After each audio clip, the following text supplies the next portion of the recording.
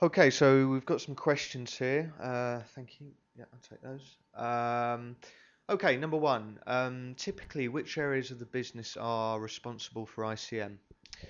Okay, well, that's the $64 billion question. Who owns commissions? There are a number of areas that actually have touch points over the commissions piece, namely and in the first instance, sales, obviously, but also finance, sales operations, sorry, to go back, also have touch points on the administration process. But of course, HR have involvement through pay plan creation and commissions or pay plan best practice.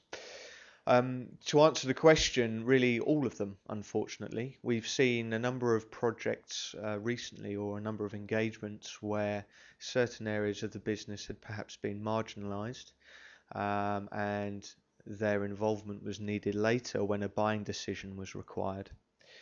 For a successful commissions project or review of commission systems at least to take place, we recommend engaging all areas of the business at the earliest opportunity.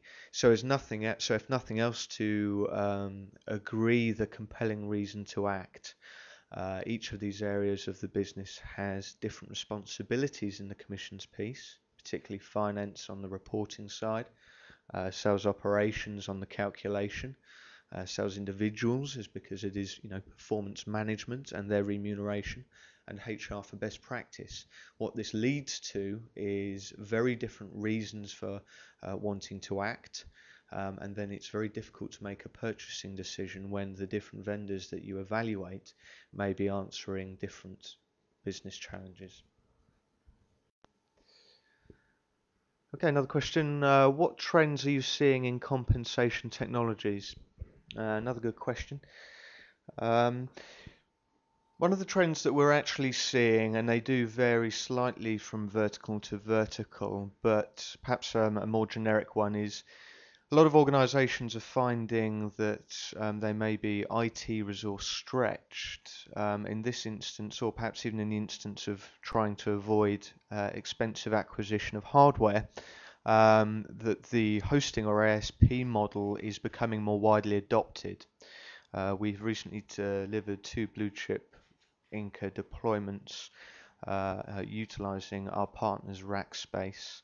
And this mitigates some of the risk in ensuring that the hardware is ready or mitigates some of the risk in IT resource not being available to ready that hardware. One of the other ones, and perhaps one that we've seen in telecommunications a little bit, though, any operationally minded organization or organization that's looking to implement operational excellence, we're seeing significant amounts of outsourcing to obviously the Indian and Chinese markets. Within the telco sector, we're seeing the sales incentive or the pay plan managers, those who create pay plan best practice, being skill sets retained within the organization, but the administration being passed out to third-party business process outsource organizations. Probably the only two real trends that we're seeing familiar at the moment. Okay, so a bit of time left, so we'll do one more question. Question reads, you have some very large clients. What is the typical criteria for a company that invests in this technology? Difficult one to answer, given that there is no specific trend. The requirement varies. Typically, we see investment in enterprise class technology starting at a payee count of approximately 500, though organizations with smaller sales forces than this still do have enough of a business case behind it to warrant investment. Those organizations typically are ones that have a number of different products that they are selling to perhaps a disparate client base or varying client base. Equally, high volume of transactions, so typically telecoms arena and or retail outlets will have the number of payees and volume of transactions that will warrant the investment in technologies over and above homegrown or spreadsheet solutions. Beyond or below really the 300 mark, we're finding that the homegrown solution offers enough economies of scale to prevent investment in a world-class ICM solution.